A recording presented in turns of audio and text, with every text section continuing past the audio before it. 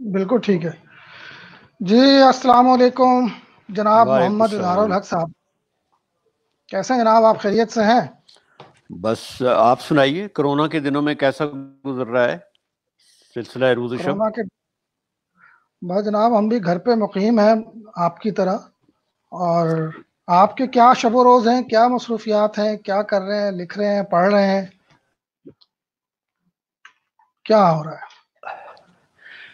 کسی سیاسی جرم کے بغیر گھر میں نظر بندی ہے. پہلے تو بڑے ایلیٹ قسم کے سیاسی قیدی ہوتے تھے جن کو گھروں میں، محلات میں اور ریسٹ ہاؤسز میں نظر بند کیا جاتا تھا، لیکن اب ہر شخص نظر بند ہے تو میں بھی نظر بند ہوں. تو شب و روز ایسے گزر رہے ہیں کہ ایک تو کالم کی مصروفیت ہے، ہفتے میں 3 کالم ہیں. صحیح.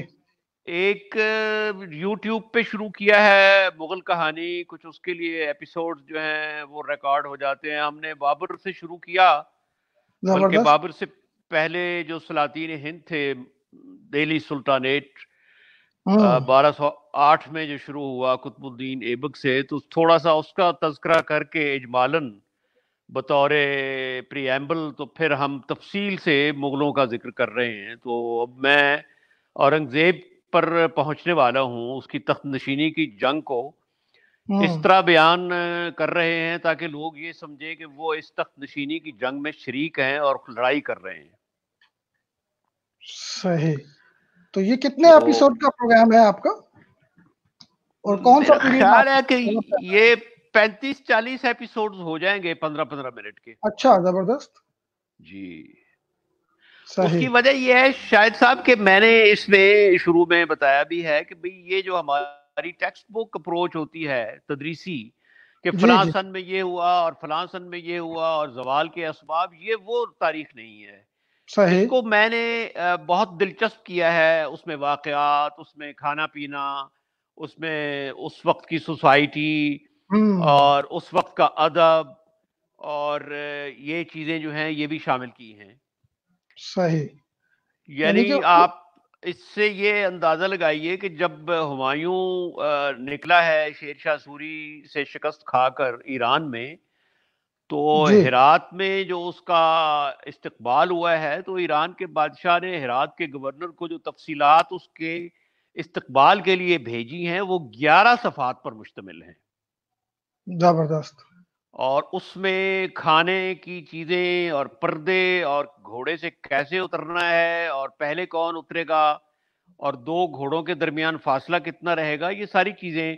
تو یہ اس کو ایپیسوڈز کو ہم نے بہت دلچسپ بنایا ہے اس طرح کہانی کے انداز میں. زبردست. زبردست. ٹھیک ہے، ہم یہاں پہ نیچے کامنٹس میں آپ کے اس چینل کا لنک بھی شیئر کر دیں گے تاکہ جو آپ کے قارئین اور ناظرین دیکھنا چاہیں وہ دیکھ سکیں. تو یہ بتائیے کہ جی کتاب سے تعلق بھی یقیناً بنانے کا موقع ملا ہوگا، کچھ پڑھ رہے ہوں گے، کیا پڑھ رہے ہیں، کیا کر رہے ہیں؟ جی، پہلے تو میں نے ان دنوں میں پڑھی ہے دربار اکبری، پہلے بھی پڑھی تھی لیکن اس دفعہ میں نے اس کو بہت تفصیل سے پڑھا ہے. اور میں قائل ہو گیا ہوں کہ محمد حسین آزاد کیا چیز تھے، کمال کیا ہے انہوں نے. زبردست. پھر فیضی کا جو اکبر نامہ ہے وہ کچھ فارسی میں پڑھا، کچھ اس کا انڈینز نے انگریزی میں ترجمہ کیا ہے وہ پڑھا. اور اب میں پڑھ رہا ہوں ولیم ڈال رمپل جو دلی اور لندن دونوں میں رہتے ہیں، ان کی جو کتاب لیٹسٹ آئی ہے انارکی، یعنی ایسٹ انڈیا کمپنی نے جو انارکی پھیلائی ہمارے ہاں. جی، تو بڑی ان مشہور کی کتاب. ساری کتابیں میں نے بڑی دلچسپی سے پڑھی. ہاں، وائٹ مغلز اور ریٹرن آف کنگ اور لاسٹ مغل، اور یہ بھی اب میں نے آج کل یہ پڑھ رہا ہوں. ویسے تو میں 2-3 کتابیں زیر مطالعہ رکھتا ہوں، کسی وقت کوئی پڑھ لی، کسی وقت کوئی پڑھ لی. تو کوئی اردو میں کوئی علم و ادب کی کتاب، تو کوئی یہ شاعری سلسلہ کی ہے. کتاب، کوئی نثر کی باقی کتاب؟ اخبارات کا بھی مطالعہ رہتا ہے کیونکہ اب ہاں، کرنٹ ہسٹری تو ہماری اخبارات ہی ہے نا. ظاہر سی بات، ظاہر سی بات. اچھا اظہار صاحب، یہ بتائیے، آپ ماشاءاللہ اتنی خوبصورت نثر لکھتے ہیں. شاعری اردو ادب میں تو نثر کی کتاب مجھے نہیں مل رہی. اچھا. نہیں، میں اپنے جی قارئین کے لیے ذرا سا، جو ہمارے ناظرین ہیں ان کے پوائنٹ آف ویو سے پوچھنا چاہ رہا جی تھا کہ آپ ماشاءاللہ اتنے صاحب مطالعہ ہیں، اتنی خوبصورت نثر آپ لکھتے ہیں، آپ کی شاعری کیا بات ہے. تو جو لوگ آج کے دور میں لکھنے کی طرف آنا چاہتے ہیں، خاص طور پہ فیس بک پہ بہت سے ہمارے دوست ہیں جو اچھی نثر کے شیدائی ہیں اور چاہتے ہیں کہ کچھ ان کی نثر میں بھی وہ جان آئے، آپ ان کو کیا ریکمینڈ کریں گے مطالعے کے لیے؟ منتخب کتابیں کچھ ہوں اگر، کس قسم کی چیزیں یا کون سی کتابیں ان کو زیر مطالعہ رکھنی چاہیے اپنے اسلوب کو بہتر کرنے کے لیے، اپنی تحریر میں جان لانے کے لیے، خوبصورتی لانے کے لیے؟ ہاں، بڑا اچھا سوال ہے. مجھ سے بہت لوگ پوچھتے ہیں کہ کون کون سی کتابیں پڑھنی چاہیے. تو میں نے ایک بہت سے لوگوں کو مطمئن کرنے کے لیے ایک ہینڈی سی لسٹ بھی بنا رکھی ہے، لیکن اصل اچھا. جواب وہ نہیں ہے. میں جب شاہد صاحب گریجویشن میں تھا BA میں، تو میں نے اپنے انگریزی کے استاد سے پوچھا، میں نے کہا کہ سر میں اپنی انگریزی کیسے امپروو کروں؟ تو انہوں نے کہا کہ تمہیں سبجیکٹ کون سا اچھا لگتا ہے؟ تو میں نے کہا مجھے صحیح. تاریخ اچھا لگتا ہے.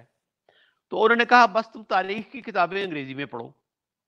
زبردست. تو پہلا تو میرا مشورہ یہ ہوگا کہ جو موضوع کسی کو بھی پسند ہے اس موضوع پر کتابیں پڑھیں، پھر اس میں سلیکٹو ہو جائیں. جیسے تاریخ ہے، یا جیسے معاشیات ہے، اکنامکس ہے، یا جیسے ہسٹری آف لٹریچر ہے.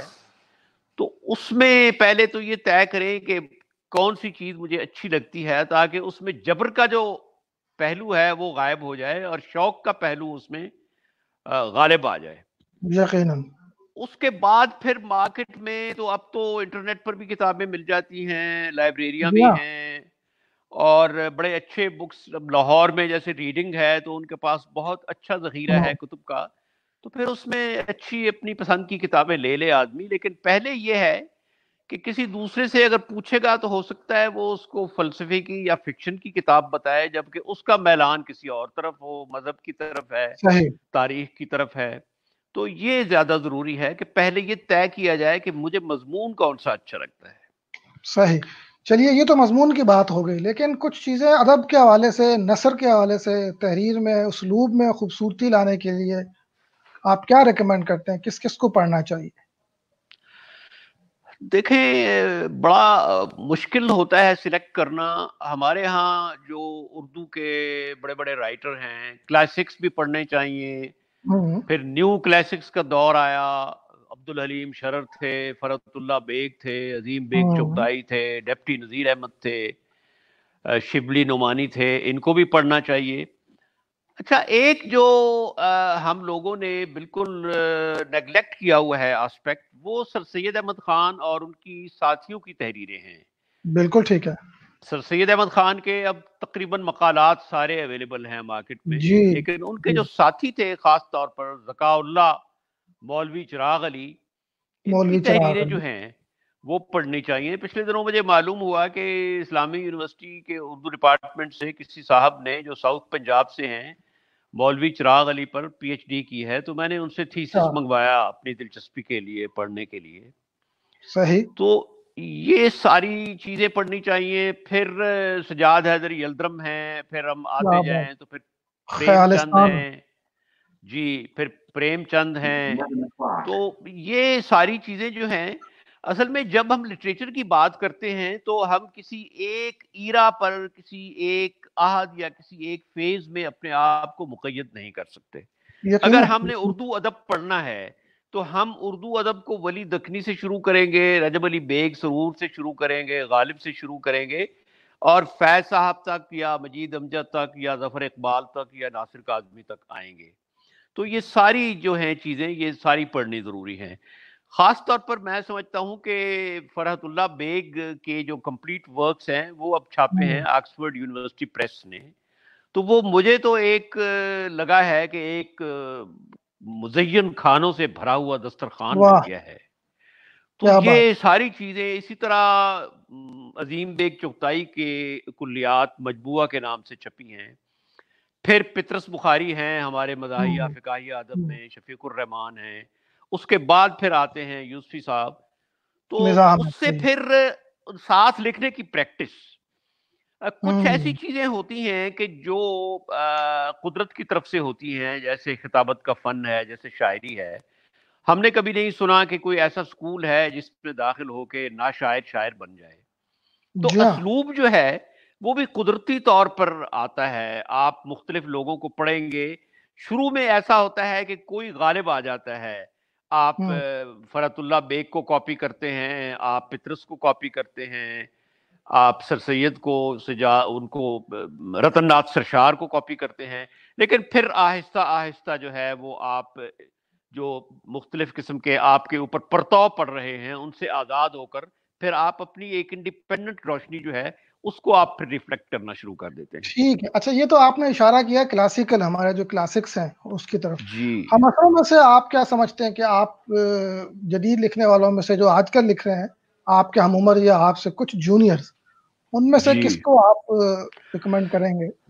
دیکھیں, شاعری میں تو میں ریکمینڈ کروں گا ہمارے ساتھ کے جو لوگ ہیں ان میں ثروت حسین بہت نمایاں ہیں, واہ، پھر افتخار عارف ہم سے ذرا سینئر ہیں, پھر ابھی آج کل جو لکھنے والے ہیں ان میں معین نظامی بہت اچھے نظم گو ہیں, سعود عثمانی اچھی غزل کہہ رہے ہیں, بہت بہت وحید احمد جو ہے وہ نظم کے جو ہے ٹاپ کے شعراء میں شامل ہو رہے ہیں. ان کی تو جیسے خانہ بدوش ہے یا ان کی ایک دن, یہ نظمیں تو اب تقریباً ضرب المثل بن گئی ہیں. فرخ یار ہیں, انہوں نے بڑی اچھی شاعری کی ہے.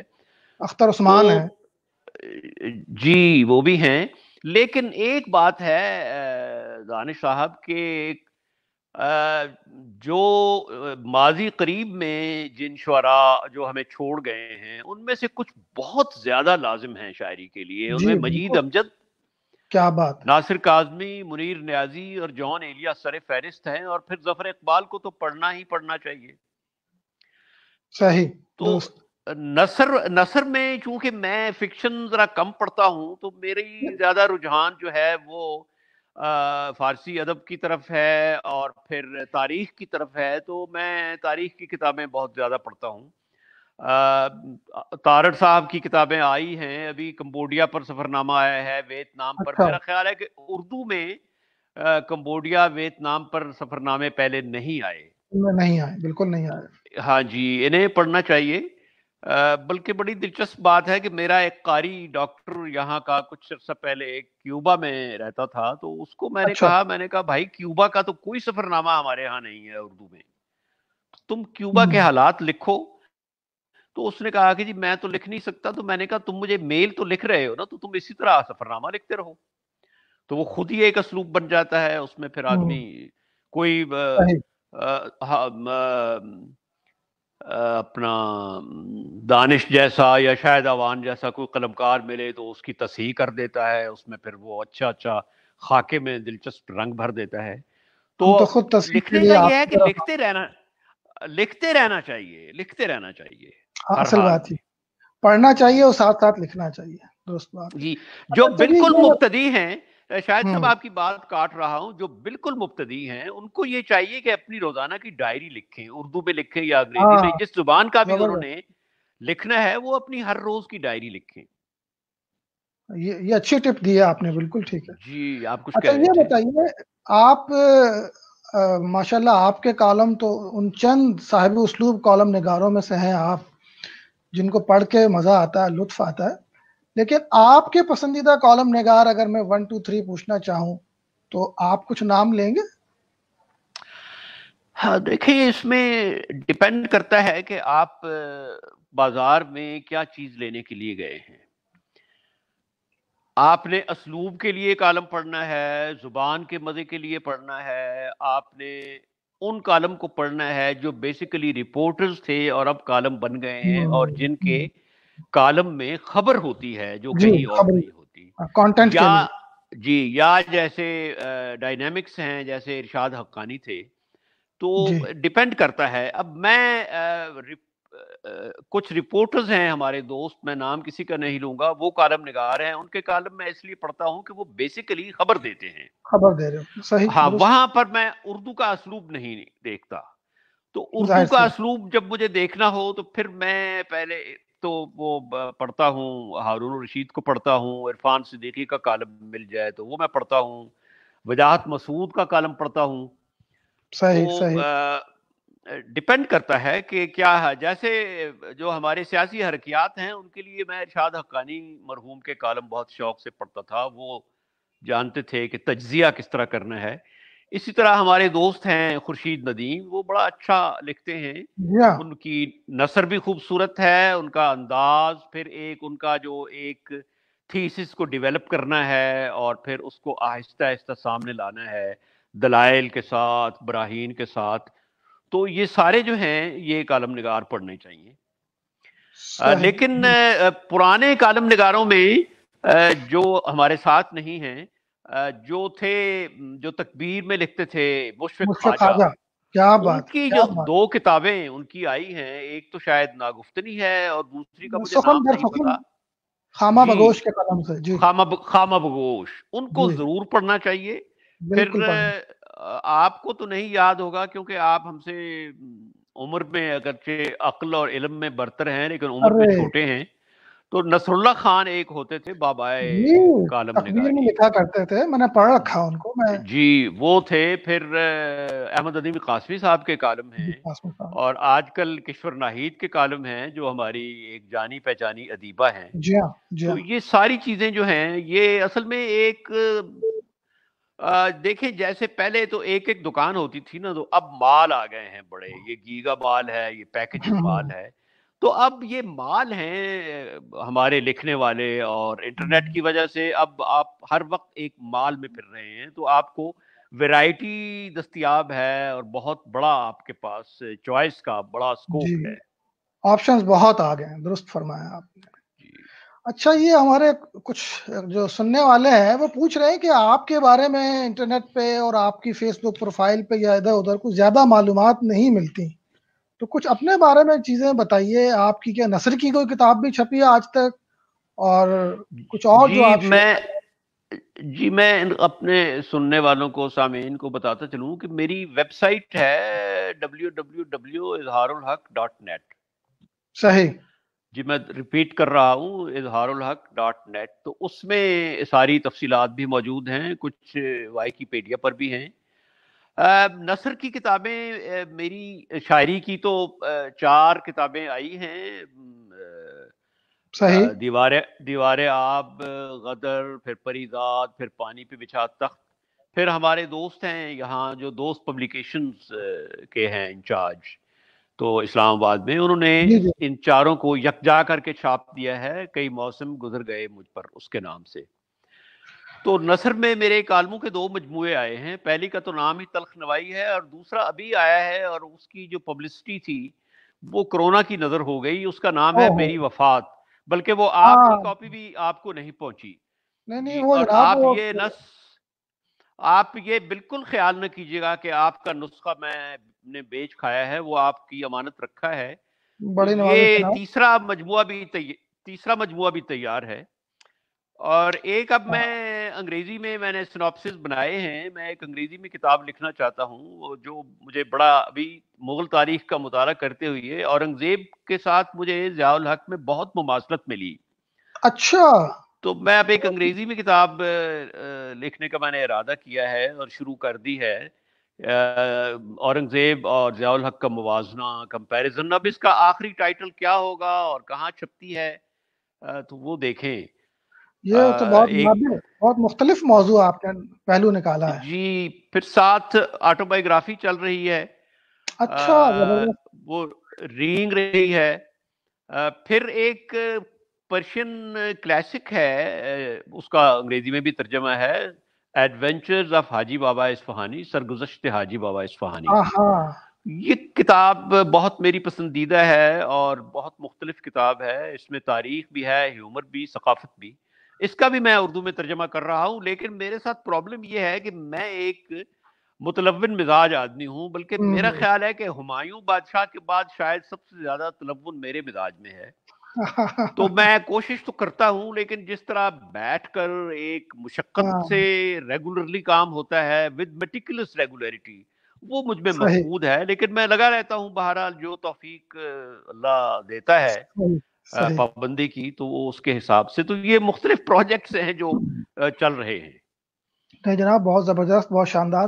اچھا، ہم ساتھ ساتھ اپنے جو کچھ کامنٹس آ رہے ہیں میں ان کو بھی سوالات کی صورت میں جی لوگ ہیں ان کو شریک کرتے ہیں. افتخار عارف صاحب ہمارا پروگرام دیکھ رہے ہیں، بہت خوب کہہ رہے ہیں. اور ہمارے دوست کالم نگار آصف محمود بھی دیکھ رہے ہیں، آپ کو سلام کہہ رہے ہیں. جی، میرا بھی اچھا سلام پہنچائیے گا. جی.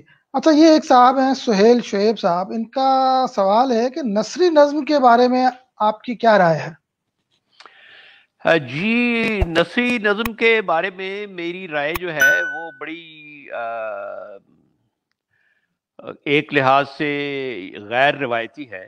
میں ہوں. پہلے تو نثری نظم کا قائل نہیں تھا، لیکن پھر میں نے کچھ نثری نظمیں پڑھی اور پھر میں نے نثری نظمیں لکھی بھی بہت سی. اور کچھ اچھا. دوستوں نے یہ بھی کہا کہ انہوں نے میری نثری نظمیں پڑھی تو وہ نثری نظم کے قائل ہو گئے، جس طرح میں نے واہ. کچھ دوستوں کی نثری نظمیں پڑھی اور وہ میں قائل ہو گیا. تو بات یہ ہے کہ مجھے بڑی خوشی ہے کہ افتخار عارف جو ہیں میرے سینئر اور میرے بزرگ اور میرے والد گرامی کے دوست وہ سن رہے ہیں. پھر آصف محمود صاحب بہت سن رہے ہیں، اور میری خواہش ہے کہ آصف محمود صاحب ورزش کا دوران تھوڑا سا زیادہ کر دیں، اور کالم نگاری پر اور جو سوشل میڈیا پر جو وقت لگا رہے ہیں اس میں سے کچھ جو ہے وہ واک پر اور جم میں لگائیں. نہیں، وہ تو پہلے ہی اور جنگلوں میں ہوتے ہیں جناب، ان کو واپس آنے دیں، تھوڑا سا لکھنے دیں، زیادہ اتنا خوبصورت لکھتے ہیں وہ. جی بہت خوبصورت لکھتے ہیں، اور ان کو میں نے کئی دفعہ کہا ہے کہ ان کی نثر مسلسل ارتقاء پذیر ہے. یعنی میں ہاں ہاں. جو 3 سال پہلے کے آصف محمود کے کالم میں اور آج کے کالم میں بہت فرق ہے. اب تو وہ ماشاءاللہ بہت زیادہ ان کا کالم جو ہے وہ بہت زیادہ چمک گیا ہے. یہ وہ چمک بے نہیں ہے شک. جو بے نظیر صاحبہ نے چمک کا ذکر کیا تھا. میرا مطلب ہے کہ اس میں ایک لٹریری چمک آ رہی ہے. جی بالکل، آپ درست کہہ رہے ہیں. ان کی اسلوب میں خوبصورتی جو ہے وہ دن بدن بڑھ رہی ہے، اور میرا خیال ہے وہ ادب کا اور شاعری کا مطالعہ بھی کچھ بڑھا رہے ہیں. پچھلے دنوں ایک دفعہ جی ان سے بحث ہو رہی تھی غالب اور میر پہ، تو جی. میر کی جانب سے ان کا کچھ زیادہ میلان نہیں تھا، تو میں نے ان کو اچھا. توجہ دلائی. اس کے بعد میں نے دیکھا کہ ان کی شاعری میں میر کے اتنے خوبصورت مصرے آنے لگے ہیں کہ پڑھ کے جی، لطف آتا ہے. اب یہ پتہ بات نہیں کہ ان کا میلان میر کی طرف زیادہ ہوا یا میر نے مہربانی کی اور میر کا میلان ان کی طرف زیادہ ہو گیا. لیکن بہرحال بہت اچھا یہ درمیان میں جو جڑاؤ کا کام کرتے ہیں مصروں کا اور شاعری کا، اور بہت ان کی اب پرتکلف اور مرصع نظم ہو رہی ہے آصف مرستہ کی. ہوتی جا رہی ہے، اس میں ادبیت جی آ رہی ہے. بالکل درست کہہ رہے ہیں. اچھا جناب، یہ ہمارے بزرگ اور مہربان بزرگ دوست جلیل عالی صاحب بھی موجود ہیں، ہمیں دیکھ رہے جی ہیں جی، اور اس گفتگو کی توصیف کر رہے ہیں. ان کا شکریہ انڈیا بہت. جی، مقبوضہ کشمیر سے ہمارے ایک دوست ہیں سہیل صاحب، وہ بھی موجود ہیں اور آپ کی تعریف کر رہے ہیں. آپ کو اگر اسکرین پہ نظر آ رہا ہو تو ان کے جس کمنٹ کا میں ذکر کر رہا ہوتا ہوں وہ یہاں پہ جی سامنے جی. نظر بھی آ رہا ہوتا ہے.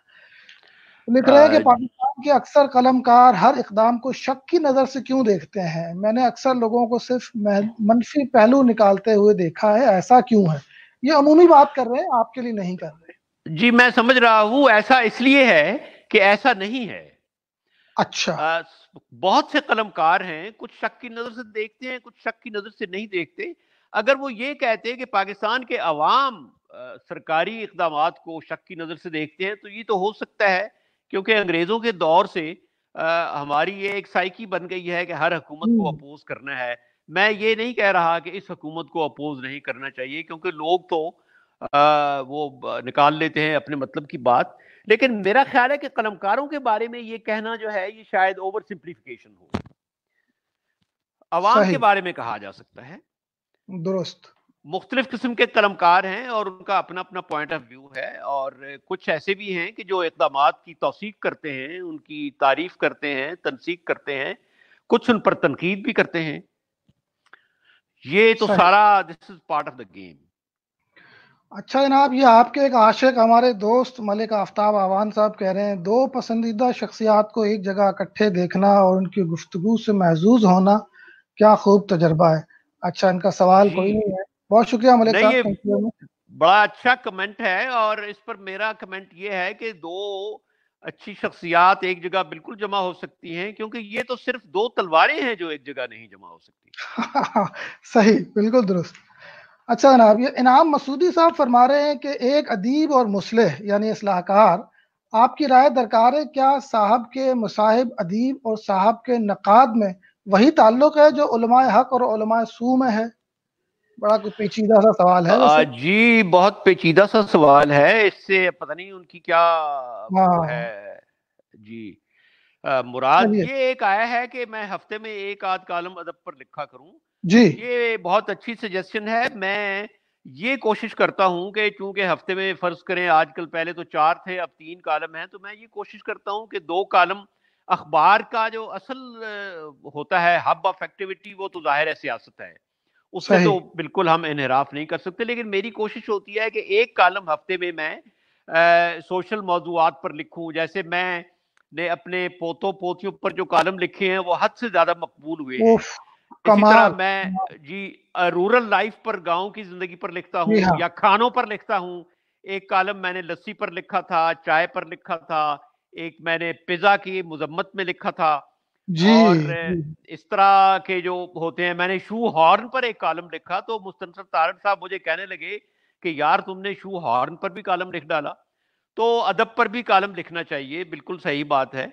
और लोग जो हैं शायद साहब वो सियासी कॉलम पढ़ पढ़ के उकता चुके होते हैं। सही उसकी बात है। वजह यह है कि मौजू वो एक ही, जैसे अब आजकल एक मौजू चल रहा है कि जैसे हमारे वजीर आजम साहब ने कहा कि कोरोना जो है वो अशराफिया ने लगाया है। अब कल हम्म। परसों तक सब कॉलम इस पर होंगे तो लोग तंग आ जाते हैं। तो जब उन्हें गैर सियासी कॉलम नजर आता है, एक सोसाइटी के बारे में, खाने के बारे में, गांव की जिंदगी के बारे में, जी जी। खानदानी जिंदगी के बारे में, तो वो फिर उसको प्रेफर करते हैं। जी, जिंदगी से जुड़े जुड़े जो मौजूआत हैं समाज के, वो जी यकीनन कारी को अपने साथ एसोसिएट करते हैं और बहुत जी दिलचस्पी होती है। और अब खास तौर पर जब से ये सोशल मीडिया वगैरह का दौर आया है, तो वो जो गिरफ्त थी मेन स्ट्रीम मीडिया की मौजूआत पे और जबर था, वो चीज़ें, वो जंजीरें भी टूटने लगी हैं और ठंडी हवा के झोंके और बहुत ताजगी नजर आने लगी है। अच्छा जनाब, ये जी। और हमारे जी। ये एक सवाल सामने आया है कि तारीखी शूर की क्या इस्तिलाह है। मुझे नहीं पता कि ये वाकई एक इस्तिलाह है, बाकायदा क्वाइन इस्तिलाह है। लेकिन मैं समझता हूं कि सिर्फ तारीख का मुताला करना काफी नहीं है। तारीख के मुताले से, वैसे तो कहते हैं कि तारीख से एक ही सबक सबने सीखा है, कि कोई सबक नहीं हम्म, सीखना चाहिए। सही। लेकिन सही। अगर आप तारीख पढ़ते हैं तो आपको उसमें से ये देखना चाहिए कि कौन कौन से पैटर्न्स इकट्ठे हो रहे हैं, कौन कौन से वो अवामिल हैं, फैक्टर्स हैं या मुहर्रिकात हैं जिनकी वजह से एक खानदान जो है, डायनेस्टी जो है वो जवाल पजीर हो रही है। कौन से ऐसे अवामिल हैं कि जो चाइना को या अमेरिका को आपस में वो सामने ला रहे हैं। तो ये सही। बेसिकली तो मेरा ख्याल है कि तारीखी शूर जो है, हम कदीम जमाने में इसको फलसफा तारीख कहा करते थे, जी अब हम इसको बिल्कुल। तारीखी शूर कह लेते हैं।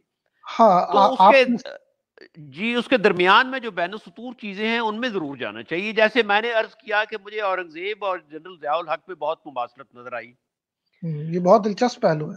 तो इस तरह के चीजें जो हैं वो एनालिसिस करनी चाहिए। तारीख को अगर फिक्शन के तौर पर पढ़ा जाए तो फिर तो कुछ हासिल नहीं होता। तारीख को अगर हम्म। तारीख के तौर पर पढ़ा जाए तो फिर जरूर सबक हासिल होता है हमें।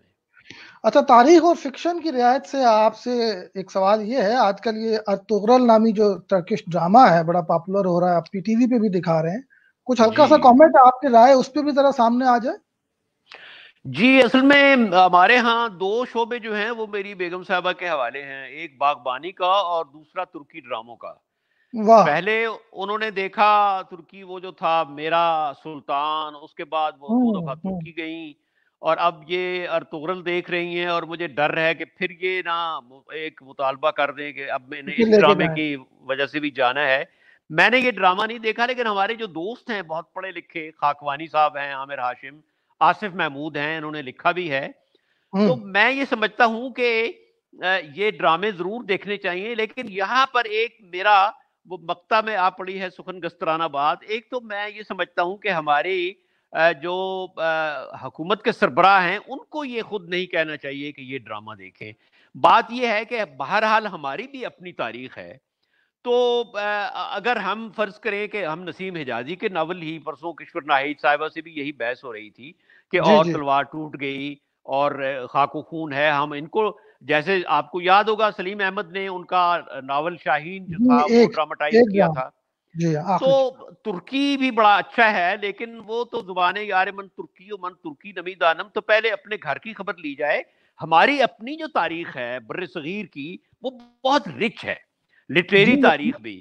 آپ یہ دیکھیں کہ بے دل جیسا شاعر، خسرو جیسا شاعر کہاں دنیا میں پیدا ہوا ہے. اقبال اور غالب کو تو آپ چھوڑ ہی دیں، وہ تو خیر مانے ہوئے شعراء ہیں. پھر دیکھیں مغلوں کے زمانے میں یہاں پورا ایران کے جو شعراء ہیں، وہ جو معاصر رحیمی ہے، جو عبد الرحیم خان خانہ کا جس نے لکھی ہے بایوگرافی فارسی میں، وہ تو 110 شعراء کا ذکر کرتا ہے جو خان خانہ کے دربار سے منسلک تھے، جن میں وہ ملک قمی بھی تھا، ظہوری بھی تھا. تو جو میں یہ سمجھتا ہوں کہ ارطغرل بھی ٹھیک ہے، لیکن پہلے اول خیش بعد درویش ابتدا اپنے گھر سے کرنی چاہیے. جی کرنی چاہیے. اصل میں وسائل کا معاملہ ہے شاید وہاں پہ، چونکہ ان لوگوں نے بنا لی یہ چیز تو ہم نے اس کو پکی پکائی لے کے کھا لی. لیکن میرا خیال ہے اب اس جانب توجہ ہوئی ہے تو شاید آنے والے وقت میں کچھ چیزیں ہمیں نہیں. شاید صاحب میں یہاں یہ عرض کروں کہ ایک زمانے میں ہمارے ڈراموں کی بہت ڈیمانڈ تھی پوری انڈیا میں. میں ایک دفعہ انڈیا گیا تو وہ وہاں جا کر پہلے تھانے جانا ہوتا ہے، تو جب تھانے گیا تو تھانے دار نے پوچھا کہ آپ کچھ کیسٹس لائے ہیں ہمارے لیے پاکستانی ڈراموں کی. میں نے کہا جی مجھے نہیں پتا تھا، میں لے آتا. تو اب وہ دور تو گزر گیا، لیکن میں کہنا یہ چاہتا ہوں کہ اگر ہم اچھے ڈرامے اس زمانے کے کر سکتے ہیں پیدا، تو ہماری جو تاریخ ہے. ابھی مجھے ایک دوست ہیں میرے برخوردار طاہر علی بندیشہ، انہوں نے کچھ لنکس بھیجے ہیں مڈل ایسٹ سے کہ عربوں نے چاروں جو امام ہیں ابو حنیفہ، شافعی، مالک، حنبل، ان پر ڈرامے بنائے ہیں. اچھا فرزدق جو شاعر ہے اس پر ڈرامہ بنایا ہے. تو ہم قطب الدین ایبک پر، غالب پر تو اس کا ہم ڈرامہ دکھا رہے ہیں بنا ہوا ان کا جو انڈیا میں ہے. بہت گنجائش ہے. جی تو یہ سارا کام ہم کر سکتے ہیں، وسائل بھی ہیں ہمارے پاس، غالباً شوق نہیں ہے، شوق کی بات ہے. ہاں ترجیحات بھی نہیں ہے. اچھا یہ سجاد خالد صاحب ہمارے دوست ہیں، کہہ رہے ہیں جی ہم سب گھر والے ٹی وی پہ آپ کی گفتگو سن رہے ہیں. سجاد صاحب اگر آپ سوال کرنا چاہیں آن لائن آ کر یا کوئی اور دوست بھی تو مجھے ان باکس کر لیں، میں لنک بھیج دوں گا تو آپ ہمیں جوائن کر سکیں گے. اچھا جناب یہ لیں آپ کے گھر کی ایک گواہی آ گئی ہے. یہ ہماری دوست خاتون ماریا رباب یہ فرما رہی ہیں کہ اظہار کی بیگم صاحبہ خوبصورت کراکری کی بھی شوقین ہے ماشاءاللہ. جناب لوگ تو آپ کو جانتے ہیں. جی ماریا رباب بہن ہے ہماری، اور یہ تو آپ کے اس شعبے سے ہیں. جی ہاں پروڈکشن میں ہیں. ہمارے ہاں تشریف لائی تھی اور بہت ان کے ساتھ ہماری، ان کے بھائی میرے بڑے محبت کرتے ہیں، آسٹریلیا میں ہیں، ایک چائنا میں بھی ہیں. تو میں نے بتایا تھا کہ باغبانی اور ترکی ڈراموں کا شوق تو صرف بیگم صاحبہ کا ہے، لیکن کراکری کا شوق ہم دونوں کا مشترکہ ہے. واہ جی بلکہ بعض دفعہ جب میں خرید رہا ہوتا ہوں تو وہ کہتی ہیں کہ بس اب بہت زیادہ ہو گئی. اس کا پس منظر یہ ہے جو میں آپ کو 2 منٹ لگا کر بتا دوں. اس کا بہت دلچسپ پس منظر ہے کہ جب ہماری شادی ہوئی تو ظاہر ہے کہ وہ ایک بہت سی بیماریاں ہیں. ایک تو بیماری یہ ہے کہ گاؤں سے تعلق ہے، دوسری بیماری یہ ہے کہ شعراء بہت سے دوست تھے. تو وہ آئے دن گھر میں یہ تھا کہ جی 4 آدمی آ رہے ہیں، 10 آدمی آ رہے ہیں، 15 آدمی آ رہے ہیں، کھانا پکائیں. تو ایک دن یہ اپنے آپ سے کہہ رہی تھی تو میں نے سن لیا کہ برتن تو گھر میں ہیں نہیں، مجھے پڑوسیوں سے منگانے پڑتے ہیں، اور شاعر اور گاؤں کے لوگ اور بیوروکریٹ جو ہیں وہ آتے رہتے ہیں. تو تب میرا ماتھا ٹھنکا. تو اس کے بعد پھر میں نے برتن خریدنے کا شروع کر دیا کہ بھئی یہ جو ہے بیگم صاحبہ کا تانا تو نہیں کہنا چاہیے، لیکن ان کا ایک کمنٹ تھا، یہ دوبارہ نہ سننا پڑے. تو اس سے پھر ایک کراکری کا شوق بھی پیدا ہو گیا. لیکن یہ اس میں تھوڑا سا آرٹ کی بھی گنجائش ہے اس شوق میں کہ آپ وہ پیالی چائے کی خریدتے ہیں جس میں آپ کو پیالی چائے پینے کا زیادہ شوق پیدا ہو جائے. تو یہ ایسا سلسلہ ہے. بہرحال یہ ایک ذرا مہنگا شوق ہے، یہ عمراء کے لیے ہے، ہم جیسے لوگوں کے لیے نہیں ہے. صحیح. اچھا جناب ادب پہ تو خاصی بات ہو گئی، اب ذرا آتے ہیں تھوڑا سا ہم اپنے ارد گرد اپنے ملک کی طرف، ملکی مسائل کی طرف. آپ ایک زمانے میں نقیب رہے ہیں تبدیلی کے اور امیدوں کے سفر میں، اس قوم کے ساتھ نوجوانوں کے ساتھ شریک بھی رہے، جو میرا تاثر ہے جہاں تک مجھے یاد ہے. تو پوچھنا یہ تھا کہ جناب اب کہاں کھڑے ہیں؟ ہاں اب تو کہیں بھی نہیں کھڑے ہونے کی جگہ ڈھونڈ رہے ہیں. وہ محاورہ ہے نا پنجابی کا کہ تم مجھے کھڑا ہونے کی جگہ دو تو بیٹھنے کی ہاں میں خود بنا لوں گا. تو ہم تبدیلی کے نقیب رہے ہیں، لیکن وہ قائد اعظم سے کسی نے پوچھا تھا رحمت اللہ علیہ سے کہ آپ تو ہندو مسلم یونٹی کے تھے نقیب، تو انہوں نے کہا تھا کہ ہاں ایک زمانے میں پرائمری جماعت میں بھی پڑھتا تھا. صحیح. تو فی ہم نے ہمارا اس وقت یہ تھا نقطہ نظر، اور بڑا ریشنل اور لاجیکل تھا کہ جس کو آزمایا نہیں ہے اس کو آزما لیں، اور آزمانا آزمانے چاہیے. کے بعد آپ آزاد ہیں کہ آپ کیا سبق حاصل کرتے ہیں، کیا نتیجہ نکالتے ہیں. تو میری طرح ہر شخص جو ہے وہ ایک نتیجہ نکال بیٹھا ہے. تو اس لیے کسی کے اس وقت کہنا کہ بھئی اس کو آزما لو، اس میں تو کوئی حرج نہیں ہے. اور اگر جی اچھا بالکل. پرفارمنس ہو تو دوسری دفعہ وہ جو کہتے ہیں نا کہ ایک بار دیکھا ہے دوسری دفعہ دیکھنے کی ہوس ہے، جو ہمارا مشہور ادبی فقرہ ہے. تو ہوں. اللہ کرے کہ ایسے حالات ہو جائیں کہ دوسری دفعہ دیکھنے کی ہوس ہو. بظاہر تو مجھے لیکن یہ ابھی تک امکان بہت کم نظر آ رہا ہے. ہاں یہی میں چاہ رہا تھا کہ اس پہ تھوڑا سا آپ تبصرہ کریں کہ ابھی تک جو معاملات ہیں اس حکومت کے، گو کہ ان کے مسائل بھی ہیں، یقیناً نا تجربہ کاری بھی ہوگی اس میں، کچھ لمیٹیشنز بھی ہیں، داخلی اور خارجی حالات بھی ہوتے ہوں گے. پھر کچھ لوگ نیت کی بات کرتے ہیں، پھر کچھ لوگ خان صاحب کو الگ کرتے ہیں، ان کی ٹیم کو الگ کرتے ہیں، پھر کچھ لوگ یہ کہتے ہیں کہ خان صاحب کو کتنا الاؤ کیا جا رہا ہے، اسپیس کتنی دی جا رہی ہے، وغیرہ وغیرہ. تو یہ جو ڈائنامکس ہیں اور جو مختلف پہلو ہیں اس حکومت کو ایویلویٹ کرنے کے، اگر مختصر سا کچھ اس پہ آپ اپنا تجزیہ دے سکیں. دیکھیں ایک تو بات یہ ہے کہ جو بھی حکومت ہو اس کو 5 سال پورے کرنے چاہیے اور اس کے درست. بعد ہمیں ایک انالیسس کرنا چاہیے. دوسری بات یہ ہے کہ حکومت کو تنقید جو ہے وہ خندہ پیشانی سے برداشت کرنی چاہیے. درست جیسے بات ہے. اگر اور یہ دیکھنا چاہیے کہ زبان خلق کیا کہہ رہی ہے، کیونکہ زبان خلق تو نقارہ خدا ہوتی ہے. تو اگر بہت سے لوگ، بہت سے قلمکار عوام، بہت سے لکھنے والے، بہت سے خیرخواہ یہ کہتے ہیں کہ فلاں صوبے کا فلاں چیف منسٹر ٹھیک نہیں ہے، یا الیکٹڈ لوگوں کی تعداد کم ہو رہی ہے، سلیکٹڈ لوگوں کی تعداد زیادہ ہو رہی ہے، جی ہاں. ایڈوائزر زیادہ ہو رہے ہیں، اسپیشل اسسٹنٹ زیادہ ہو رہے ہیں، تو ان چیزوں کو کھلے دل کے ساتھ، خندہ پیشانی کے ساتھ دیکھنا چاہیے. اب میں یہ دیکھ رہا تھا کہ ہماری آبادی 20 کروڑ ہے، تو ہماری جو کابینہ ہے اس کی ہاف سینچری ہو گئی ہے. تو میں دیکھ رہا تھا کہ بھارت کی آبادی 1 ارب سے زائد ہے، اور ان کے ہاں 60+ کی ہے کچھ کیبنٹ کی صحیح. تعداد. اسی طرح امریکہ کی آبادی 35 کروڑ ہے، تو ان کے ہاں 25 اور 30 کے درمیان ہیں منسٹرز. اسی طرح 2-3 ملک ہیں جو ہم سے آبادی میں زیادہ ہیں، انڈونیشیا ہے، برازیل ہے. تو یہ ساری چیزیں جو ہیں یہ دیکھنی چاہیے. اور میں سمجھتا ہوں کہ کسی بھی حکومت کی کامیابی کے لیے جو سب سے آسان نسخہ ہے وہ یہ ہے کہ جو بھی تنقید آ رہی ہے لوگوں کی طرف سے، اس میں دیکھا جائے کہ تجاویز کتنی ہیں. اور صحیح. یہ جو تنقید آ رہی ہے پتہ چل جاتا ہے کہ یہ تنقید خیرخواہی سے ہو رہی ہے یا برائے تنقید ہو رہی ہے. تو جو تنقید خیرخواہی کی بنیاد پر ہو رہی ہے اس کو اس کھاتے میں نہیں ڈال دینا چاہیے جو کھاتا تنقید برائے تنقید کے لیے بنا ہوا ہے. اگر میرا خیال ہے یہ کیا جائے تو موجودہ حکومت کو کافی کامیابی حاصل ہو سکتی ہے. لیکن وہ جس طرح انگریزوں نے ایک بڑا آسان کا بنایا ہوا ہے فارمولا کہ اٹس اے بگ اف، تو اف بہت بڑا ہے اگر یہ اللہ کرے ہو جائے. بالکل درست. بالکل درست. تو میں اگر یہ کہوں کہ آپ، ایک تو اصولی بات یہ آپ نے فرمائی کہ اس حکومت کو، کسی بھی حکومت کو بلکہ 5 سال پورے ملنے چاہیے تاکہ اس جی کے بارے میں حتمی رائے قائم کی جا سکے. دوسرا جو مجھے آپ کی باتوں سے تاثر مل رہا ہے کہ ابھی تک کی جو کارکردگی ہے اس کے حوالے سے اب آپ کی کچھ زیادہ امیدیں شاید باقی رہ نہیں گئیں، بس ایک اصول ہی رہ گیا جی کہ جی اس میں دیکھیں کچھ چیزیں ایسی ہیں کہ جن سے انکار نہیں کیا جا سکتا. مثلاً میرا جو اپنا پروفیشن ہے سرکاری ملازمت کا، تو یہ جن صاحب کو وداؤٹ نیمنگ اینی بڈی انہوں نے سول سروسز ریفارمز کا سربراہ لگایا ہے، وہ پہلے بھی ٹیسٹ ہو چکے ہیں اور وہ 64 بیچ کے ہیں. تو کسی ینگ ایسے آدمی کو لگانا چاہیے. جیسے مختصر میں یہ کہوں کہ سول سروسز ریفارمز کے بارے میں مجھے کوئی امید نہیں ہے.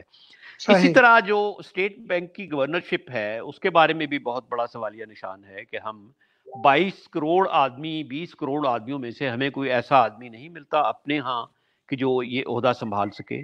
اسی طرح آپ دیکھیں کہ جو بہت بڑا اعتراض تھا پچھلی پنجاب حکومت پر کہ انہوں نے ایک اپنا کھولا ہے اسکول جس کا نام آپ کی ملتا ہے ویب سائٹ سے جی. تو سرکاری اسکولوں پر جو تھا وہ توجہ کم تھی. لیکن میں یہ دیکھ رہا ہوں کہ میرا تعلق چونکہ گاؤں سے ہے اور میں گاؤں سے مسلسل رابطہ رکھتا ہوں, تو کوئی امپروومنٹ ان 2 سالوں میں ایسی نہیں آ رہی کہ جو سرکاری سکول ہیں جو بغیر چھتوں کے ہیں, بغیر بیٹھنے کے ہیں. تو یہ اگر آپ سیکٹر وائز کر لیں کہ اسٹیٹ بینک کا ہے, معیشت کا ہے, سول سروس ریفارمز کا ہے, ایجوکیشن کا ہے, ہیلتھ کا ہے, تحصیل میں اگر آپ فتح جنگ, مانسیرا, مردان, جیلم, سہاوا جا کر سول ہسپتال دیکھیں تو وہی حالت ہے جو پہلے تھی. کاٹن ہے تو کینچی نہیں ہے, کینچی ہے تو ڈاکٹر نہیں ہے, ڈاکٹر ہے تو اس کا ڈسپینسر نہیں ہے. تو یہ خان صاحب نے, اللہ ان کو زندگی دے, ہمیں بہت یہ کہا تھا کہ اصل افرادی قوت ہمارا سرمایہ ہے. تو افرادی قوت کے ساتھ سوشل سیکٹرز جو ہیں وہ وابستہ ہیں, خاص طور پر ایجوکیشن ہے اور ہیلتھ ہے. تو اس پر ہمیں توجہ دینی چاہیے. اللہ کرے کہ ہم توجہ دے سکیں. جی بالکل درست فرمایا. اچھا, یہ ہمارے ایک دوست ہیں عمار راجپوت صاحب, یہ فرما رہے ہیں کہ حسن عسکری صاحب ایک وقت تک جس ادبی جمود کا ذکر کیا کرتے تھے, کیا آپ سمجھتے ہیں کہ ہم ابھی بھی اسی عہد میں ہیں؟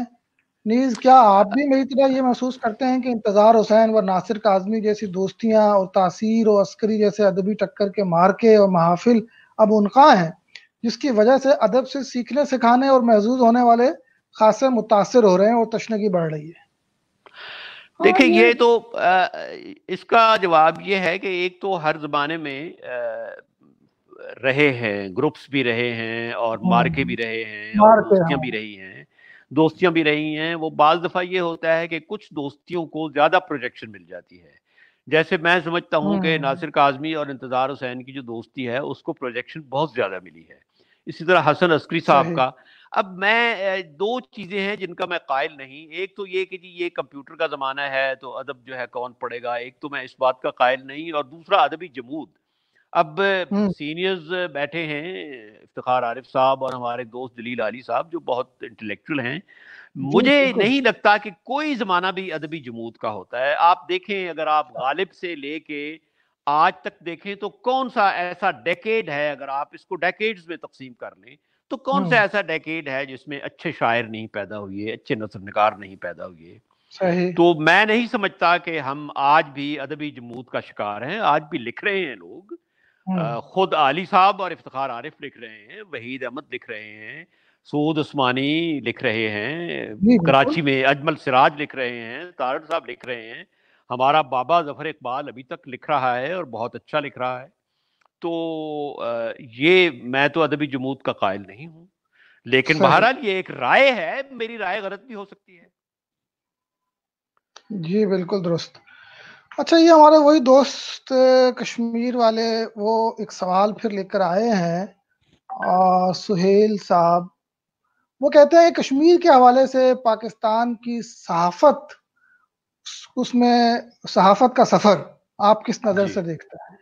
ظاہر سی بات ہے وہ کنسرن ہے, تو میں ان کو چاہتا ہوں کہ آپ. جی بالکل صحیح بات ہے, ہم بھی کنسرن ہیں. دیکھیں, کشمیر کے مسئلے کو جو زندہ رکھا ہوا ہے جن کرداروں نے, ان کرداروں میں پاکستانی صحافت کا بہت بڑا نام ہے. یعنی ہمارے تو ایسے ایسے اخبار بھی رہے ہیں کہ جن کے ہاں کشمیر مستقل ایک صفحہ رہتا ہے. جی بالکل. جیسے بین الاقوامی خبریں ہیں, ملکی خبریں ہیں, شہر کی خبریں ہیں, کشمیر کا ایک پیج ہے. تو ہمارے ہاں کشمیر ہمیشہ سے ہماری صحافت کا حصہ رہا ہے. اور میرا خیال ہے کہ کوئی ہفتہ ایسا نہیں گزرتا جس میں 2 3 4 اچھے کالم کشمیر پر نہ آ جائیں. ہمارے دوست ہیں ارشاد محمود, وہ تو خیر اس حوالے سے کافی تخصص ہے, اسپیشلسٹ ہیں. لیکن باقی جتنے بھی ہیں ہمارے کالم نگار, سہیل وڑیچ ہیں, ہارون رشید ہیں, یاز امیر ہیں, ندیم ہیں, ہمارے ینگ جو لوگ ہیں, یاسر پیرزادہ ہیں, وجاہت ہیں, یہ سب لکھ رہے ہیں. ڈاکٹر صفدر محمود نے بہت لکھا ہے. تو کشمیر ہمارے ملک کے ہر طبقے کا مسئلہ ہے, صرف حکومت کا یا صرف عساکر کا نہیں ہے. عوام کا بھی ہے, میڈیا کا بھی ہے, قلمکاروں کا بھی ہے, فکشن لکھنے والوں کا بھی ہے، تاجروں اور ڈاکٹروں کا بھی ہے، ہر شخص کشمیر سے وہ وابستہ ہے اور کنسرنڈ ہے۔ بالکل درست فرما رہے ہیں آپ۔ یہ عبد الرافع صاحب پوچھ رہے ہیں سندھ میں گورنر راج کا سننے میں آ رہا ہے، آپ کی کیا رائے ہے؟ پتہ نہیں یہ کوئی نئی خبر ہے شاید، یا میری نظر سے نہیں گزری۔ نہیں، ہم نے تو نہیں سنا۔ گورنر ہاں راج تو گورنر صاحب کو تو اللہ ان کو صحت دے، وہ تو قرنطینہ میں ہیں، تو ہاں گورنر راج جو ہے وہ تو قرنطینہ میں تو آنے کا کوئی امکان نہیں مجھے نظر آ رہا۔ اچھا اظہار صاحب یہ بتائیے، آپ ماشاءاللہ خاصے ایکٹیو بھی ہیں اور آپ نے ایک عمر گزاری ہے انہی شہروں میں، آپ کے تعلقات بھی ہیں کچھ، وہ کیا کہتے ہیں، محل کی جو غلام گردشیں ہیں ان میں آپ کے روابط بھی ہیں، تو یہ ہر دوسرے تیسرے دن کچھ عرصے بعد افواہیں دارالحکومت میں پھیلتی ہیں، نظام میں تبدیلی کی بات ہوتی ہے، کبھی صدارتی نظام کی بات ہوتی ہے، کبھی قومی حکومت کا شوشہ چھوڑا جاتا ہے، اور پھر یہ جو حالیہ تبدیلیاں ہیں کیبنٹ میں، اس سے بھی کچھ کسی خاص سمت میں کچھ اشارے بقول لوگوں کے مل رہے ہیں، آپ کس پہ رائے رکھتے ہیں؟ پہلے تو میں آپ کی تصحیح کر دوں کہ میرا غلام گردشوں سے تعلق تو ہے، لیکن یہ وہ غلام گردشیں ہیں جو ماضی کے محلات میں تھیں۔ آج کل کی جو غلام گردشیں ہیں واہ، جن کو کوریڈورز آف پاور کہتے ہیں، تو ان سے تو میرا کوئی تعلق نہیں ہے، میں بھی ایک عام شہری اور ایک عام طالب علم ہوں آپ کی طرح۔ اچھا، اب یہ جو افواہیں چلتی ہیں اس کے بارے میں میرا نقطہ نظر بالکل مختلف ہے۔ جی میرا نقطہ نظر یہ ہے کہ آج کل سوشل میڈیا کا بھی دور ہے، اور ٹانگے والے سے لے کے ریڑھی والے تک سب لوگوں میں ایک عوامی شعور پیدا ہو گیا ہے۔ تو یہ جو افواہیں ہیں، میرا خیال ہے کہ یہ ہماری سیاسی میچورٹی کی نشانی ہے۔ ایک عام آدمی کو بھی اب پتہ ہے کہ یہ صدارتی نظام ہے، ان میں ضروری نہیں کہ صداقت ہے یا نہیں ہے، لیکن یہ ہماری سیاسی زندگی کا ایک حصہ ہے، اس میں رونق آ جاتی ہے اور پھر اس میں ڈسکشن ہوتی رہتی ہے۔ میں سمجھتا ہوں کہ اگر یہ افواہ چل رہی ہے کہ صدارتی نظام، تو صدارتی نظام تو مجھے مستقبل قریب میں آنے کا کوئی امکان نہیں نظر آ رہا، لیکن اس بہانے سے بہت سے لوگوں کو یہ پتہ چل گیا ہے کہ لوگ پوچھتے ہیں کہ بھائی صدارتی نظام کیا ہے، ہوتا کیا پارلیمانی نظام میں کیا فرق ہے، فرانس میں کون سا ہے، امریکہ میں کون سا ہے۔ تو ہے؟ یہ ایسی افواہیں اڑنی چاہیے، اڑنی اور چاہیے۔ اگر نہ اڑیں تو ایسے مسائل خود۔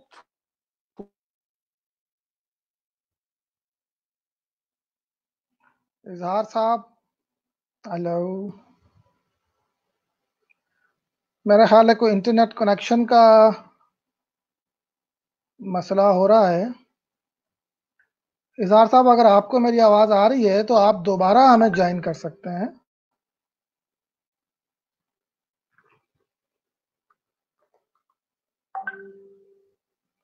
اس دوران اگر کوئی دوست کمنٹ کرنا چاہے یا سوال کرنا چاہے آن لائن آ کے، تو آپ مجھے ان باکس کر سکتے ہیں، میں آپ کو آن لائن لے لوں گا۔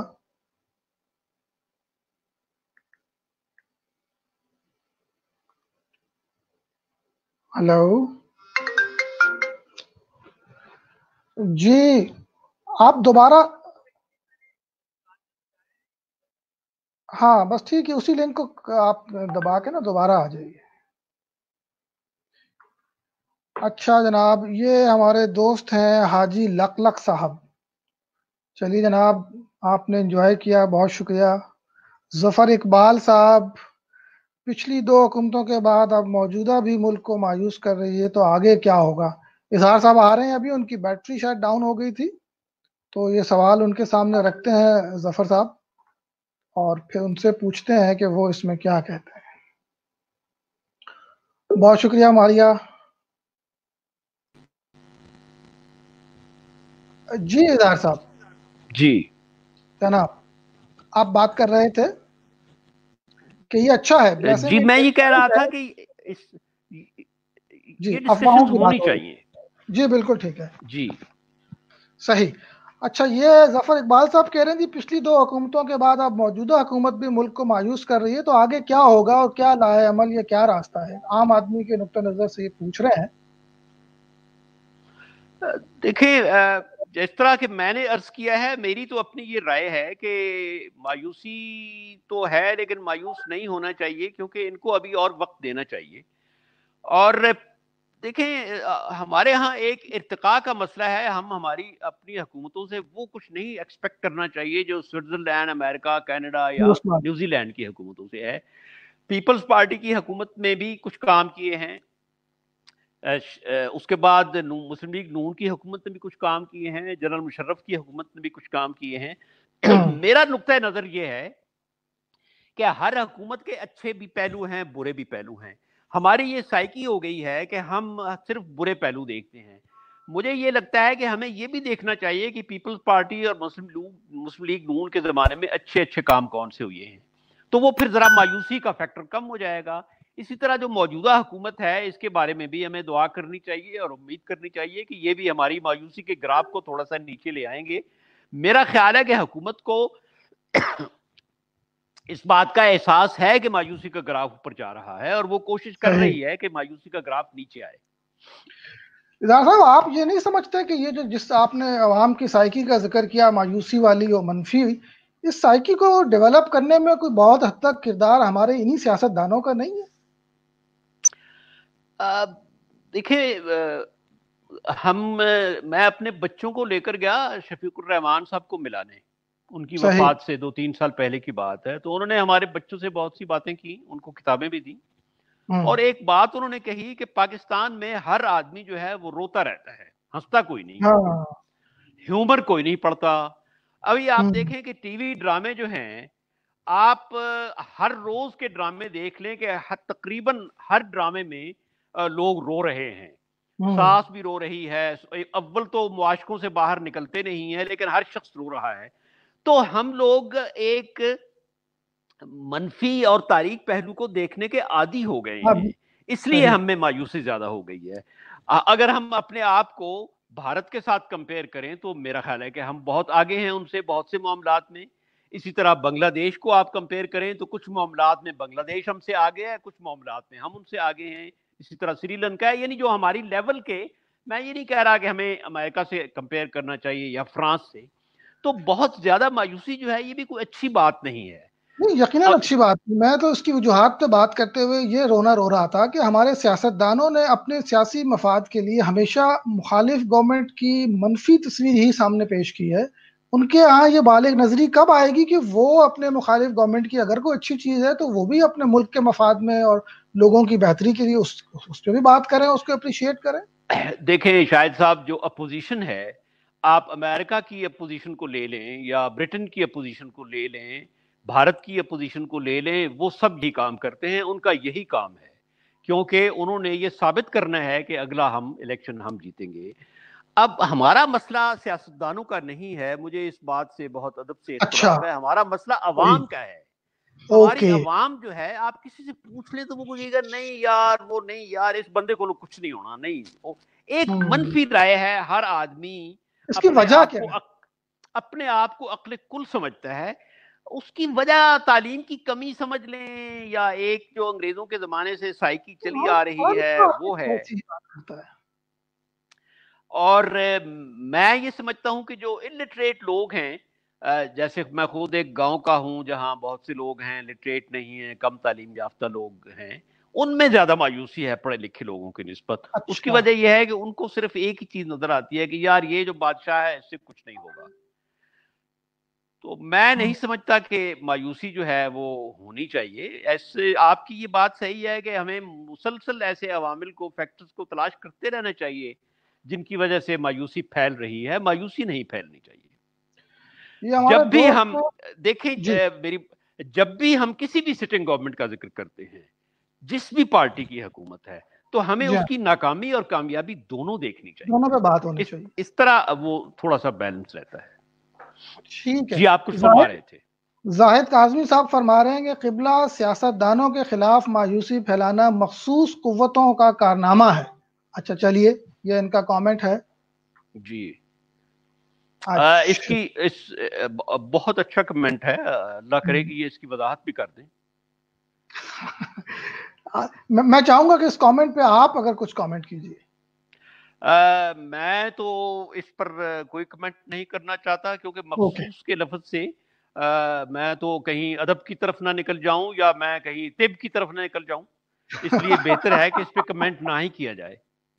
آپ نے مخصوص کو خاصا مخصوص کر دیا۔ چلیے جی، अच्छा, ये एक अच्छा सवाल है। मोहम्मद बिलाल साहब फरमा रहे हैं कि मुमकिन हो तो ये बताइए कि हमारे मुल्क में आए रोज बानियाने पाकिस्तान के मुतालिक किसी न किसी अधूरी मालूमात की बिना पे प्रोपेगेंडा शुरू कर दिया जाता है, जबकि जी हकायक पेश किए जाएं तो आगे से मुतालिया पाकिस्तान का ताना दिया जाता है।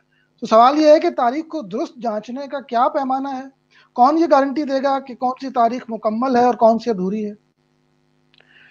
देखिए, पहली बात तो ये है कि सरकारी सतह पर हमारे यहाँ कायद आज़म की और अल्लामा इकबाल की अगर आप दो बानी समझते हैं, या लियाकत अली खान या उस ज़माने के जो हमारे लीडर्स थे, सरकारी सतह पर उनकी बायोग्राफीज़ नहीं लिखी गई। जैसे भारत में गांधी की और नेहरू की बायोग्राफीज़ हैं और कई जिल्दों में क्या? हैं। एक तो बदकिस्मती से हमारे यहाँ ये काम नहीं हुआ। दूसरा ये है कि जो बायोग्राफीज मौजूद हैं उन्हें भी लोग नहीं पढ़ते। शरीफुद्दीन हम्म। पीरजादा की है, हेक्टर बुलीथो की है, हम्म। और बहुत सी हैं। इस डॉक्टर हमारे आज के जो हैं डॉक्टर सफदर महमूद साहब ने भी काफी काम किया या। है, तो वो हमें पढ़ते रहना चाहिए। अब एक प्रॉब्लम ये आ गया है कि जो अखबारात में चीजें शाया होती हैं कालमों में, वो भी तारीख का दर्जा पाती हैं। जैसे ये मशहूर हुआ कि जी कौमी तराना जगन्नाथ आजाद ने लिखा, जी तो हाँ। इन बातों की कोई हकीकत नहीं होती। हमें मुसद्दका किताबें पढ़नी चाहिए, जो जैसे इस्फहानी की किताब है, या शरीफुद्दीन पीरजादा की है, हेक्टर बुलीथो की है, और बहुत सी किताबें हैं वो पढ़नी चाहिए। अभी आयशा जलाल ने जो किताबें लिखी हैं, हम जी हाँ। उनसे इख्तिलाफ भी कर सकते हैं, लेकिन जो हमारे पढ़ना तो ऑथेंटिक चाहिए। रिसर्चर्स हैं उनकी किताबें पढ़नी चाहिए, तो फिर ये गलत फहमियां नहीं रहती। ये गलत फहमियां उस वक्त पैदा होती हैं, अफवाहें, जब हम सिर्फ अखबारात पर और सोशल मीडिया पर यकीन रखते हैं। जी हाँ। अच्छा, इनका एक सवाल में एक जुमला, बल्कि एक इस्तेलाह इन्होंने बड़े मखसूस अंदाज में उसका जिक्र किया है कि ये मुतालिया पाकिस्तान को एक ताना बना के हमारे कुछ हलके और कुछ मखसूस लोग, अब ये मखसूस का लफ्ज़ फिर अगर आप इससे ऑफेंड ना हो तो, वो पेश हम्म। करते हैं। यकीनन जो रियासत का नुक्ता नज़र होता है उसमें मुमकिन है कि रियासत के मफादात के हवाले से या कोई उसमें ऐसी चीज़ हो जो शायद हकायक के बरक्स भी हो, लेकिन इसको एक ताना बना के जिस तरह से पेश किया जाता है, आप इसको कैसे इस पर कमेंट करेंगे? देखें, जब हम पढ़ते थे स्कूल में और कॉलेज में, उस वक्त तो मुताला पाकिस्तान का सब्जेक्ट नहीं था। उस वक्त अच्छा। तारीख थी, जोग्राफिया था, और उसमें सारा पाकिस्तान भी आ जाता था। जैसे हमने इकोनॉमिक्स पढ़ी ग्रेजुएशन में, मास्टर में पढ़ी, तो उसमें पाकिस्तान की भी तारीख आ गई। तो मैं ये समझता हूँ कि मुताले पाकिस्तान की बजाय अगर हमें कोई ऐसा सब्जेक्ट पढ़ाया जाए कि history of India and Pakistan, history of सब continent, history of Pakistan movement, हमारी जो उससे पहले की जो हिस्ट्रीज हैं, इंडिया की हिस्ट्री, हिंदुस्तान की, जब हमारा भी वो मुल्क था, तो मेरा ख्याल है कि वो मुताला पाकिस्तान से ज़्यादा बेहतर रहेगा। अब मुताला पाकिस्तान हम मुख्तलिफ पीसेस में पढ़ ही रहे हैं। हम सही। जब इकोनॉमिक्स पढ़ते हैं, जब हम ज्योग्राफिया पढ़ते हैं, जब हम कोई भी और मजमून पॉलिटिकल साइंस पढ़ते हैं, तो उसमें पाकिस्तान का हिस्सा एक अप्लाइड जो है, एक जी। पर्चा दूसरा, वो हमेशा होता है।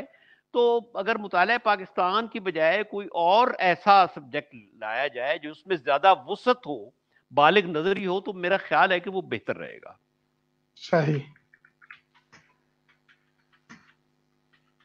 अच्छा, ये बताइए, आपकी जो करियर का बेशतर हिस्सा रावलपिंडी में गुजरा और हमारे जो अस्करी इदारों के साथ भी आप वाबस्ता रहे, जी तो ये जो एक बात की जाती है कि सिविल इदारों की नाकामी की एक वजह ये भी है कि उनके यहाँ डिसिप्लिन नहीं होता, और फिर वो करप्शन की बात होती है, फिर सियासतदानों के अपने सियासी मफाद की वजह से उन इदारों को ख़राब करना, सियासी भर्तियाँ, ये पूरे निज़ाम में जो डे वन से कुछ मसाइल हैं बिल्ट इन, जिसकी वजह से हमारा सिस्टम उस तरह से ग्रो नहीं कर पाया या हम तरक्की नहीं कर पाए। आपका तो कलाम सुनने के ये मुश्ताक हैं। सलमान बासित साहब ने जायज़ तौर पे फरमाइश की है, तो जितना भी वक्त है आप अपनी कुछ चीज इनायत कीजिए।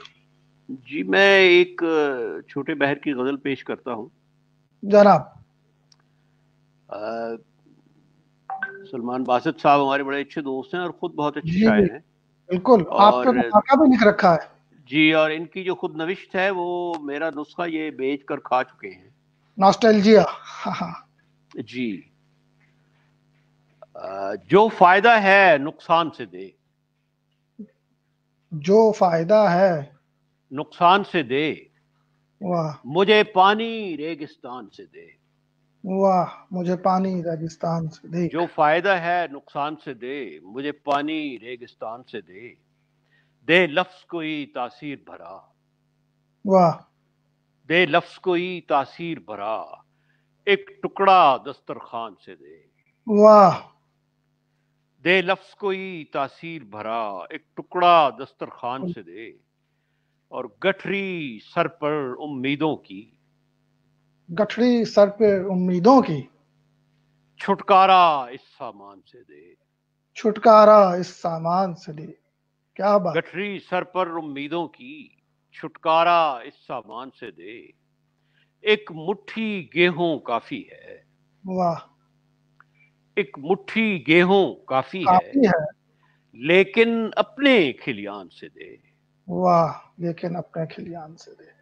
एक मुट्ठी गेहूं काफी है, लेकिन अपने खिलियान से दे, मिट्टी ही सही पर अपनी दे, वाह मिट्टी ही सही पर अपनी दे, तिरमिज से दे, ईरान से दे, वाह, और आया है फरिश्ता जान लेने, आया है। आया है फरिश्ता जान लेने, मुझे इज्जत इस मेहमान से दे। अल्लाह। आया वाह है फरिश्ता जान लेने, मुझे इज्जत इस मेहमान से दे, वाह दे लफ्ज कोई तासीर भरा, एक टुकड़ा दस्तरखान से दे, जो फायदा है नुकसान से दे, मुझे पानी रेगिस्तान से दे। तो ये जनाब गजल हो गई। सलमान बासित साहब की फरमाइश है, सुनहरी नींद से किसने मुझे बेदार कर डाला। जी बहुत शुक्रिया सलमान। मैं अर्ज करता हूँ कि सुनहरी नींद से किसने मुझे बेदार कर डाला, दरीचा खुल रहा था ख्वाब में दीवार कर डाला। वाह, सुनहरी नींद से किसने मुझे बेदार कर डाला, दरीचा खुल रहा था ख्वाब में दीवार कर डाला, और नकाहत और बला का हुस्न और आंखों की दिलगिरी, वाह, नकाहत और बला का हुस्न और आंखों की दिलगिरी, अजब बीमार था जिसने मुझे बीमार कर डाला। वाह, नकाहत और बला का हुस्न और आंखों की दिलगिरी, अजब बीमार था जिसने मुझे बीमार कर डाला, और मेरे दिल से लिपटती जुल्फ भी तो देखता कोई, वाह, मेरे दिल से लिपटती जुल्फ भी तो देखता कोई, सभी नाला हैं मैंने शहर क्यों मिस्मार कर डाला। वाह, क्या बात। मेरे दिल से लिपटती जुल्फ भी तो देखता कोई, सभी नाला हैं मैंने शहर क्यों मिस्मार कर डाला, कर डाला। और निशान होंठों का लौ देने लगा है। अच्छा ये मुझे शेर याद नहीं आ रहा, मैं दूसरा पेश करता हूं कि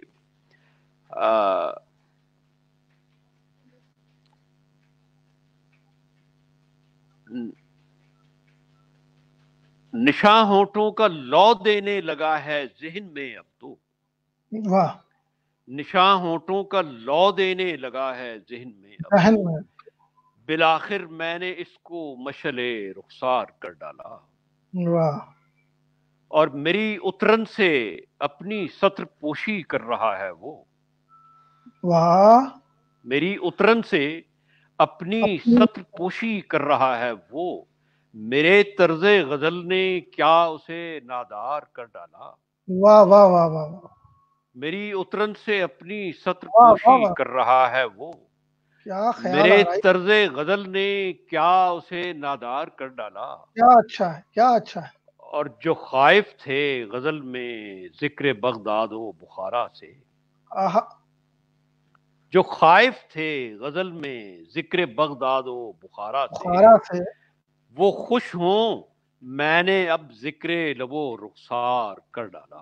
कर डाला। क्या जो बात। खाइफ थे गजल में जिक्र बगदाद व बुखारा से, वो खुश हों मैंने अब जिक्र लबो रुखसार कर डाला, सुनहरी नींद से किसने मुझे बेदार कर डाला, कर डाला। दरीचा खुल रहा था ख्वाब में दीवार कर डाला।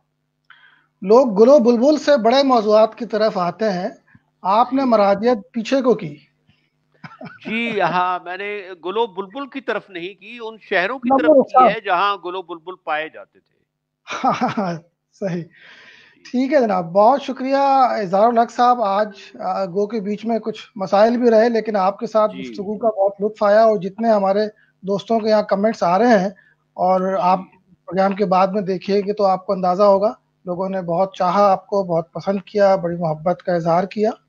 تو انشاءاللہ ہم گاہے بگاہے آپ کو اس کرنٹینہ کے دوران زحمت دیتے رہیں گے، اور جی اگلی دفعہ پہلے سے زیادہ اچھی تیاری کے ساتھ ٹیکنیکلی بھی، اور جی گفتگو کے ساتھ. ایک دفعہ پھر آپ کا بہت شکریہ. جی السلام. شاہد صاحب، آپ کا بھی بہت شکریہ کہ آپ نے مجھے موقع دیا اپنے دوستوں کے ساتھ باتیں کرنے کا، اور پھر یہ بھی میری بڑی خوش قسمتی ہے کہ میں نے اتنی دیر آپ کو دیکھ لیا، کیونکہ دیکھے ہوئے بہت دن ہوئے تھے. نوازش، بہت محبت ہے آپ کی، کیا بات، بہت محبت. بہت شکریہ جناب. السلام.